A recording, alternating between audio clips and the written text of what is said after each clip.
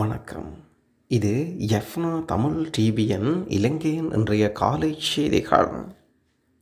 பேரம் பேசும் சக்தியாக அழுத்தங்களுடன் பேச்சுவார்த்தை ஆதரவு தொடர்பில் இன்னும் தீர்மானங்கள் இல்லை.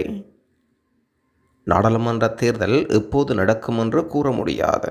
ஜனாதிபதி தேர்தல் வருகின்றது. இதில் யாருக்கு ஆதரவு வழங்குவது என்பது பற்றி கட்சி இன்னும் தீர்மானம் எடுக்கவில்லை என்று இலங்கை தமிழிசை கட்சியின் நாடாளுமன்ற உறுப்பினர் சுமந்திரன் அறிவிக்கின்றார். திருகோணமலையில் நாடாளுமன்ற உறுப்பினர் சண்முகன் குகதாசனை வரவேற்கும் நிகழ்வில் கலந்து கொண்டு உரையாற்றும் போது பலர் என்னிடம் இம்முறை ஜனாதிபதி தேர்தலில் யாருக்கு ஆதரவு வழங்கப் போகின்றீர்கள் என்று கேட்கின்றீர்கள். பலமான பல அழுத்தங்களை கொண்டதும் 3 பிரதான வேட்பாளர்களுடன் சமதூரத்தில் வைத்து பேச்சுவார்த்தையில் ஈடுபட்டு வருகின்றோம். தீர்க்கமான முடிவின் பின் யாருக்கு ஆதரவு வழங்க வேண்டும் என்று கூறும்போது அதற்கான காரணங்களையும் முன்வைப்போம்.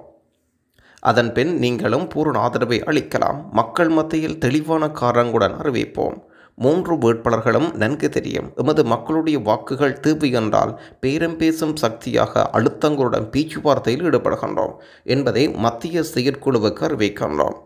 எம்மை பற்றிய நிலவரங்கள் சிங்கள மக்களும் அவர்களாகவே புரியக்கூடிய வகையில் அறிவிக்கக்கூடிய நிலையில் இருக்க வேண்டும் என்பதை தெரிவிக்கின்றோம். பின்னர் கட்சி முடிவெடுக்கும் வரை பொறுமையாக காக்க வேண்டும் என்று செய்தியாளர் சந்திப்பில் கருத்து வெளியிட்டிருக்கின்றார் சுமந்திரன். ஐக்கிய நாடுகள் மனித உரிமைகள் ஆணையாளரின் குற்றச்சாட்டை நிராகரிக்கும் இலங்கை. ஐக்கிய நாடுகள் மனித உரிமைகள் உயர்ஸ்தானிகர் முன்வைத்த குற்றச்சாட்டுக்களை இலங்கை அரசாங்கம் மறுக்கின்றது. இலங்கையின் மனித நிலவரங்கள் குறித்தும் ஐக்கிய நாடுகள் மனித உரிமைகள் ஆணையாளரின் முழுமையான அறிக்கை அண்மையில் வெளியிடப்பட்டிருந்தது. இலங்கையில் ஜனாதிபதி தேர்தல் நெருக்குகின்ற காலப்பகுதியில் ஐக்கிய நாடுகள் மனித உரிமைகள் பேரவையின் இந்த அறிக்கை வெளியாகியிருந்தது. மனித உரிமைகள் பாதுகாப்பு முறைமையை சீர்திருத்துவதற்காக உறுதியளித்த போதிலும் இலங்கை அரசாங்கம் அதனை இன்னும் செய்யாமல் இருக்கின்றது. எனினும் 2023ஆம் ஆண்டில் அறிமுகம் செய்யப்பட்ட சட்டங்கள் மசோதாக்கள் பாதுகாப்பு படைகளுக்கு பரந்த அதிகாரங்களை வழங்கியிருக்கின்றன. கருத்து சுதந்திரம், கருத்து வெளிப்படுத்தல் மீதான கட்டுப்பாடுகளை இலங்கை அரசாங்கம் நடைமுறைப்படுத்தி இருக்கின்றது. ஊடகவியர்களுக்கு எதிரான அச்சுறுத்தல்கள் அதிகரித்திருக்கின்றது. கைதிகளும் எதிரான சித்திரவதைகளும் அதனால் ஏற்பட்ட மரணங்கள் தொடர்பிலும் சுட்டிக்காட்டப்பட்டிருந்தது. இந்த நிலையில் கடந்த வெள்ளிக்கிழமையன்று ஐக்கிய நாடுகள் உயர்ஸ்தானிகரின் அறிக்கை மீதான அதன் நிலைப்பாட்டை ஜெனீவாவை தளமாக கொண்ட உலக அமைப்பின் உறுப்பு நாடுகள் வெளிநாட்டு தூதுவர்களும் அரசாங்கம் விளக்கியிருந்தது. இதன் அடிப்படையில் வெளிவார அமைச்சர் அலி சஃப்ரி ஆணையாளர் வேல்கார் எழுதிய பிரச்சினை தொடர்பாக அரசாங்கத்தின் நிலைப்பாடு குறித்து கொழும்பை தளமாக கொண்ட ராஜதந்திரிகள் விளக்கியுள்ளனர். ஐக்கிய நாடுகள் மனித உரிமை ஆணையாளரின் 17 பக்க அறிக்கையில் பட்டியலிடப்பட்ட விடயங்கள் எதிர்கொள்வதற்கான விரிவான அறிக்கையும் அமைச்சர் தனது இணையத்தில் வெளியிட்டுள்ளனர். அங்கத்துவ நாடுகளுக்கும் ஏனைய நாடுகளுக்கும் வழங்கப்பட்ட 9 பக்க சுருக்க குறிப்பில் சமூக அரசியல் முன்னணியில் ஜனநாயக ரீதியான சவால்களை வெற்றி கொள்வது மட்டுமன்றே அண்மை வரலாற்றில் மிக மோசமான பொருளாதார நெருக்கடியை தொடர்ந்து அதன் பொருளாதாரத்தை நிலைப்படுத்துவதிலும் இலங்கை வெற்றியடைந்திருக்கிறது. தமிழர்கள் இலங்கையில் தொடர்ந்தும் சித்திரவதைக்கு இலக்காகுவதில் எந்த மாற்றமும் இல்லை. ஐக்கிய நாடு அறிக்கையில் சுட்டிக்காட்டுகின்றது. இலங்கை ஜனாதிபதி ரணில் விக்ரமசிங்க ஜனாதிபதியாக பதவியேற்ற 6 மாதம் தொடக்கம் அடுத்த 1.5 ஆண்டு கால பகுதியில் மாத்திரம் பாலியல் துஷ்பிரயோகம் உட்பட 3000 குற்றச்சாட்டுக்களை இலங்கையின் மனித உரிமை ஆணைக்குழு பதிவு செய்திருக்கின்றது. அதிர்ச்சியளிக்கும் தொடரும் துஷ்பிரயோகங்கள் குறித்து இந்த விவகாரங்கள் ஐக்கிய நாடு மனித உரிமை பேரவையின் ஆணையாளரின் சமீபத்திய விரிவான அறிக்கையாக காணப்படுகின்றது. போலீஸ் பாதுகாப்பு படையினரால் சித்திரவதை மோசமாக நடத்தப்படுவதை இலங்கை தொடர்ந்தும் இடம்பெறுகின்றது. செப்டம்பர் 9ஆம் தேதி ஆரம்பமாக இருக்கும் மனித உரிமை பேரவையின் 57வது கூட்டத்தொடருக்கான அறிக்கையும் தெரிவிக்கின்றது. மனித உரிமைகளுக்கான ஐக்கிய நாடுகளின் உயர்ஸ்தானிகரின் அறிக்கையில் நாட்டின் அடிப்படை உரிமைகள் சுதந்திரங்களை அனுபவிப்பதில் தொலைநோக்கு பார்வையில் பாரதூரமான தாக்கத்தை ஏற்படுத்தக்கூடிய சில கவலையான போக்குகள் காணப்படுகின்றன. நாட்டின் வடக்கில் பாதிக்கப்பட்ட தமிழ் பேசும் மக்களுடன் நடத்தப்பட்ட நேர்காணல் இலங்கை மனித உரிமை ஆணைக்குழுவுக்கு தமக்கு அளித்த தகவல்களின் அடிப்படையில் இவை கண்டறியப்பட்டுள்ளதாக மனித உரிமைகளுக்கான ஐக்கிய நாடுகள் உயர்ஸ்தானிகர் அலுவலகம் அந்த அறிக்கையில் சொல்கின்றனர். கடந்த ஜனவரி தொடக்கம் மார்ச் வரையிலான காலப்பகுதியில் சித்திரவதை குறித்து 2845 முறைப்பாடுகளும் இழிவாக நடத்தப்படுவது குறித்து 675 குற்றச்சாட்டுகளும் தமக்கு கிடைத்திருப்பதாக இலங்கை மனித உரிமை ஆணைக்குழு அறிவிக்கின்றது. அண்மையில் பிரதானமாக யாழ்ப்பாணம், கிளிநொச்சி, மன்னார், முல்லைத்தீவு, வவுனியா மாவட்டங்களில் இலங்கை பாதுகாப்பு படையினரால் தமிழர்கள் கடத்தப்படுவதும் சட்டவிரோதமாக தடுத்து வைக்கப்படுவதும் மிக மோசமாக நடத்தப்படுவதும் பாலியல் வன்செயல்கள் ஆளாக்கப்படுவதும் அண்மைய குற்றச்சாட்டுகளாக காணப்படுகின்றன. அரசியல் எதிரிகள் நியாயப்படுத்துவதற்காக போராடுபவர்கள் சந்தேகத்தின் அடிப்படையில் தமிழீழ விடுதலை புலிகள் அமைப்பின் முன்னாள் உறுப்பினர்கள் ஆகியோரே பிரதான இலக்காக இருக்கின்றனர். தமிழர்கள் பிரதானமாக காணாமல் போனவர்கள், காணி, சுற்றுச்சூழல் உரிமைகள் அல்லது போரில் பாதிக்கப்பட்டவர்களின் நினைவேந்தல் தொடர்பான தொடர்புகளில் போராட்டங்களில் ஈடுபட்டவர்கள், முன்னர் தமிழீழ விடுதலை புலிகளுடன் தொடர்பு கொண்டவர்கள் என நம்பப்பட்டவர்கள் கண்காணிக்கப்படுகின்றனர், புகைப்படம் எடுக்கப்படுகின்றனர். போலீஸ் குற்றத்தடுப்பு பிரிவினர் பயங்கரவாத விசாரணை பிரிவின் உத்தியோகத்தர்கள் என்று தங்களை வாய்மொழியாக அடையாளப்படுத்தி கொண்டவர்களால் கைது செய்யப்பட்டவர்களும் உண்டோ. அந்த வகையில் கண்கள் கட்டப்பட்டு அடையாளம் தெரியாத இடங்களுக்கு கொண்டு செல்லப்பட்டு அவர்கள் 3 தொடக்கம் 5 நாட்கள் வரை விசாரிக்கப்படுகின்றனர். பாதுகாப்பு படையினர் சித்திரவதை, கொடூரமான மனிதாபிமானமற்ற இழிவான முறையில் நடத்தப்படுவதற்கு பல்வகையான உத்திகளை கையாண்டதாகவும் தெரிவிக்கப்படுகின்றன. நண்பர்களுடன் இரவு விடுதிக்கு சென்ற யுவதி உயிரிழப்பு. தாயார் கூறும் பரபரப்பு வாக்குமூலம்.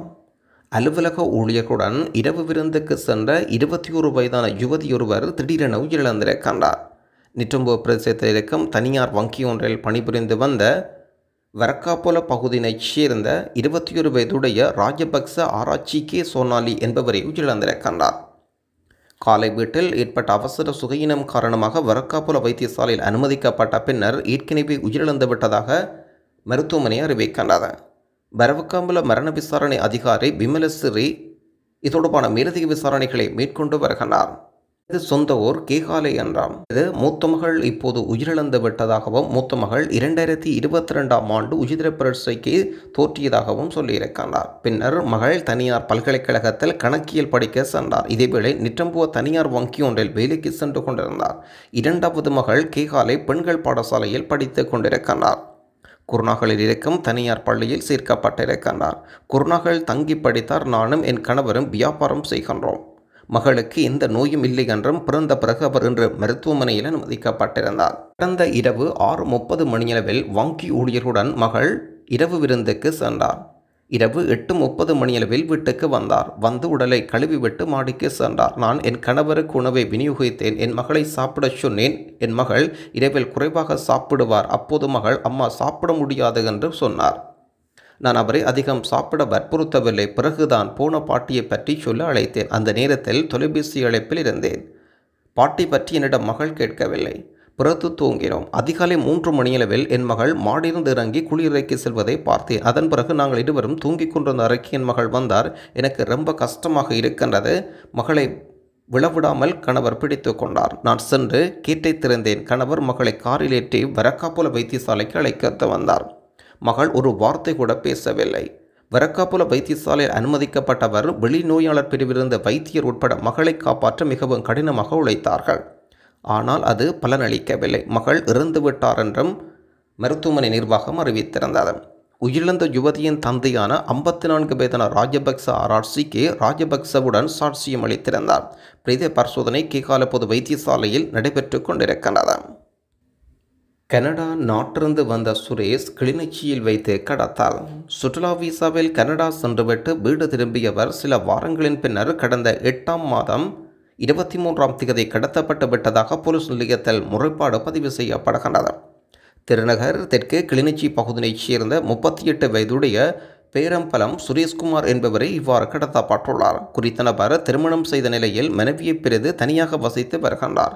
காணாமல் போன தினத்தன்று முதல் நாள் அவரது நண்பர் அவரை தனது வாகனத்தில் ஏற்றிச் சென்று அவரது வீட்டில் விட்டதாக சொல்லப்படுகின்றது. அவரது வீட்டின் சிசிடிவி கேமராவின் சாதனம் காணாமல் போயிருப்பதுடன் அவரது தலைக்கவசம் உடைந்திருந்தது. வீட்டின் கதவு உடைக்கப்பட்டிருந்தது. ஆனால் அவரது வீட்டிலிருந்து வேறு எந்த பொருட்களும் காணாமல் போனதாக தெரியவில்லை. இந்த நிலையில் இது குறித்து கிளிநொச்சி போலீஸ் நிலையத்தில் முறைப்பாடு ஒன்று பதிவு செய்யப்பட்டிருக்கின்றது. அவசரப்படுபவர்கள் அடுத்த மாதம் வரை காத்திருக்கவும். கடவுச்சீட்டை பெற்றுக்கொள்ள அவசரப்படுபவர்கள் அடுத்த மாதம் வரை காத்திருக்குமாறு குடிவரவு திணைக்களம் அறிவிக்கின்றது. எதிர்வரும் செப்டம்பர் மாதம் 5 மில்லியன் புதிய கடவுச்சீட்டுகள் பெறப்படும் என்று குடிவரவு திணைக்களம் அறிவிக்கின்றது. தற்போதைய கடவுச்சீட்டு பற்றாக்குறையை சமாளிக்க ஒரு நாளைக்கு 1000 கடவுச்சீட்டுகள் மட்டும் வழங்கப்படுகின்றன. பாதுகாப்பு அம்சங்களுடன் கூடிய புதிய தோற்றம் கொண்ட கடவுச்சீட்டுகள் அடுத்த மாதம் வரை இருப்பதனால் கடவுச்சீட்டை பெற்றுக்கொள்ள அவசரப்படுவர்கள் அடுத்த மாதம் வரை காத்திருக்குமாறு அறிவுறுத்தப்படுகின்றீர்கள். பழைய கடவுச்சீட்டை படிப்படியாக நீக்கி மிகவும் பாதுகாப்பான பயண ஆவணத்தை அறிமுகப்படுத்தியமையினால் கடவுச்சீட்டு தட்டுப்பாடு ஏற்பட்டுள்ளதாக திணைக்களம் அறிவிக்கின்றது. குடிவரவு திணைக்கள அலுவலகத்துக்கு அருகில் குழப்ப நிலைமைகள். குடிவரவு திணைக்களத்தின் குர்நாகல் பிராந்திய அலுவலகத்தில் அருகில் குழப்ப நிலைகள் ஏற்பட்டுள்ளன. இன்று காலை குறித்த அலுவலகத்தில் சேவைகள் பெற்றுக்கொள்வதற்காக வந்த சிலர் அமைதியற்ற விதத்தில் நடந்து கொண்டனர். வெளிநாட்டு கடவுச்சீட்டுகள் வழங்குவதில் ஏற்பட்ட பெரும் நெருக்கடி காரணமாக இந்த நிலை காணப்படுவதாக பிரதேச மக்கள் கவலை வெளியிடுகின்றனர். திருகோணமலையில் ஜனாதிபதி தேர்தலை புறக்கணிக்க கோரி துண்டு பிரச்சார விநியோகம். ஜனாதிபதி தேர்தலை புறக்கணிக்க கோரி திருகோணமலையில் தமிழ் தேசிய மக்கள் முன்னணியினால் துண்டு பிரசுரங்கள் விநியோகம் செய்யப்பட்டன.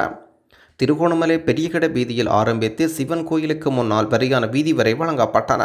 தமிழ் தேசிய மக்கள் முன்னணியின் நாடாளுமன்ற உறுப்பினர் செல்வராஜ கஜேந்திரன், திருகோணமலை மாவட்ட அமைப்பாளர், மாவட்ட செயலாளர் உட்பட கட்சியின் ஆதரவாளர்கள் இதில் கலந்து கொண்டனர். ஊடகங்களுக்கு கருத்து வெளியிட்ட குறித்த கட்சியின் மாவட்ட செயலாளர், தமிழ் மக்கள் இம்முறை ஜனாதிபதி தேர்தலை புறக்கணிக்க வேண்டாம், 13ஆம் திருத்தத்துக்கு ஆதரவளித்தோ பொது வேட்பாளருக்கு பின்னால் நிற்கின்றனர், ஒற்றையாட்சி முறை இல்லாமல் ஆக்கப்பட்டு சமஸ்டி ஆட்சியை கொண்டு வரும் வரை தமிழ் மக்கள் தேர்தலை புறக்கணிக்க வேண்டும் என்று வேண்டுகோள் வைக்கப்படுகின்றது. யாழ்ப்பாணத்தில் கணவனால் மனைவிக்கு நேர்ந்த துயரம். யாழ் அச்சுவேலி பகுதியில் குடும்ப பிரச்சினை காரணமாக பெண்ணொருவர் தீயிட்டு எரியூட்டப்பட்ட நிலையில் வைத்தியசாலையில் அனுமதிக்கப்பட்டுள்ளார். குறித்த சமயம் இரவு 11 மணியளவில் இடம்பெற்றுள்ளது. இவர் திருமணம் செய்து 10 வருடங்கள் கடந்த நிலையில் குடும்பத்தில் பிரச்சினை இடம்பெற்றிருக்கிறது. கணவன் மதுபோதையில் வீட்டுக்கு வந்த நிலையில் மனைவியை தகராறில் ஈடுபட்ட பின்னர் அறை ஒன்றுக்குள் பூட்டி வைத்து தீயை மூட்டியுள்ளார். இந்த சம்பவத்தில் 2 பிள்ளைகளின் தாயான பாலகிருஷ்ணன், நிருத்திகா என்ற 28 வயதான பெண் இடிகாயங்களுடன் வைத்தியசாலையில் அனுமதிக்கப்பட்டுள்ளார். காயமடைந்த பெண் அச்சுவேலி பிரதேச வைத்தியசாலைக்கு கொண்டு செல்லப்பட்ட பின்னர் மேலதிக சிகிச்சைக்காக யாழ்ப்பாண வைத்தியசாலைக்கு அனுப்பி வைக்கப்பட்டிருந்தார். கணவன் தப்பிச் சென்ற நிலையில் சம்பவம் தொடர்பில் அச்சுவேலி போலீசார் மேலதிக விசாரணைகளை மேற்கொண்டு வருகின்றனர். இலங்கையில் தொடரும் பெரும் சோகம். குடும்ப சுமையினால் மகள் எடுத்த விபரீத முடிவு. மொன்றாகலை போலீஸ் பிரிவுக்கு உட்பட்ட அம்பியப்பட்டி பிரதேசத்தைச் சேர்ந்த காப்போத உயர்தர மாணவியொருவர் உயிரை மாய்த்துள்ளார். கடந்த 24ஆம் தேதி தனது தாயாருக்கு கடிதம் எழுதி வைத்துவிட்டு படுக்கையில் உயிரிழந்திருக்கிறார். வித்தியாலயத்தில் காப்போத உயர்தரத்தில் கல்வி கற்கும் மெக்ஸா செவ்வந்தி என்ற 18 வயதுடைய மாணவியை உயிரிழந்திருக்கிறார். மொன்றாகலை வித்தியாலயத்தில் இவர் கல்வி பயில்கின்றார். இவரது தந்தை கடந்த 4 ஆண்டுகளுக்கு முன்பு காட்டு யானை தாக்கி உயிரிழந்திருந்தார். வீட்டில் தாய், தம்பி, அண்ணன் வசித்து வரும் நிலையில் கடந்த 24ஆம் தேதி காலை கரும்பு வெட்டுவதற்காக தாய் வீட்டை விட்டு வெளியே சென்றுள்ளார். தம்பி ஒரு பயிற்சி வகுப்புக்கு சென்றார். மதியம் 3 மணியளவில் தம்பி வந்து பார்த்தபோது அவர் படுக்கையில் உயிரிழந்து கிடந்தார். அவர் எழுதிய கடிதத்தில், அம்மா எங்களால் மிகவும் கஷ்டப்படுகின்றார், அதனை பார்க்க வருத்தமாக இருக்கின்றது என்று எழுதப்பட்டிருந்தது. பண பிரச்சினை காரணமாக அவர் படிப்பதில் கூட சிரமம் ஏற்பட்டிருக்கின்றது. சம்பவம் தொடர்பில் போலீசார் மேலதிக விசாரணைகளை மேற்கொண்டு வருகின்றனர். இலங்கை மத்திய வங்கியினால் வெளியீடு செய்யப்பட்டிருக்கும் நாணய மாற்று விகிதங்களின் பட்டியல். ஆஸ்திரேலியன் டாலர் 208 ரூபா, கனேடியன் டாலர் 227 ரூபா, யூரோ ஒன்றின் பெறுமதி 342 ரூபா, சிங்கப்பூர் டாலர் 235 ரூபா, ஸ்டீலிங் பவுண்ட் 403 ரூபா, சுவிஸ் பிராங்க் 362 ரூபா, ஐக்கிய அமெரிக்க டாலர் 304 ரூபா. தொடர்ந்து மத்திய கிழக்கு நாடுகளுக்குரிய நாணய பெறுமதிகளாக பஹ்ரைன் தினார் 797 ரூபா, குவைத் தினார் 986 ரூபா, ஓமான் ரியால் 780 ரூபா, சவுதி அரேபியா ரியால் 80 ரூபா, கட்டார் ரியால் 82 ரூபா, ஐக்கிய அரபு ராச்சியம் திர்ஹம் 81 ரூபா. ஒரு சிறப்பான முடிவுக்கு வெற்றிகரமான தொடக்கமாக இருக்க வேண்டாம். பெருந்தோட்டங்கள் கிராமங்களாக்கப்பட வேண்டுமெனில் தோட்ட குடியிருப்பையும் அதன் சூழலையும் குத்தகை ஒப்பந்தத்திலிருந்து விடுவிக்க வேண்டாம். அவ்வாறு விடுவிக்கும் போது அங்கு பெருந்தோட்ட நிறுவனங்கள் தலையிட முடியாது. அரசாங்கத்தின் ஒட்டுமொத்த சேவைகளும் தங்குதைய என்று அந்த பகுதியை சென்றடையும். அதன் பிறகு பெருந்தோட்ட மக்களுக்கான காணி உரிமைகள் வழங்கலாம். அது நிலையான மாற்றத்துக்கு நிச்சயம் வழி சமைக்கும். பிரஜி உரிமைகள் பிரச்சினைக்கு ரணிலின் ஆட்சியின் கீழ் தான் முற்றுப்புள்ளி வைக்கப்பட்டது. அவரின் ஆட்சி தொடரும் என்று தோட்ட மக்கள் நம்புகின்றனர். நானோயா டெஸ்போர்ட்டில் அதிபரை இடமாற்றம் செய்யுமாறு கோரி போராட்டம். நுவரெலியா கல்வி வலயத்தின் கீழ் இயங்கும் டெஸ்போர்ட் தமிழ் வித்தியாலயத்தின் அதிபரை உடனடியாக இடமாற்றம் செய்யுமாறு வலியுறுத்தி பெற்றோர், அபூர்வ சங்க உறுப்பினர்கள், பழைய மாணவர்கள், பிரதேசவாசிகள் ஒன்றிணைந்த பாடசாலை நுழைவாயில் முன்பாக போராட்டத்தில் ஈடுபட்டனர். அதிபரின் தவறான நடத்தை, நிர்வாக மோசடி உட்பட்ட விடயங்களை வலியுறுத்தி அவரை மாற்ற வேண்டும் என்று கோரி போராட்டத்தில் ஈடுபட்ட மக்கள். நன்றி.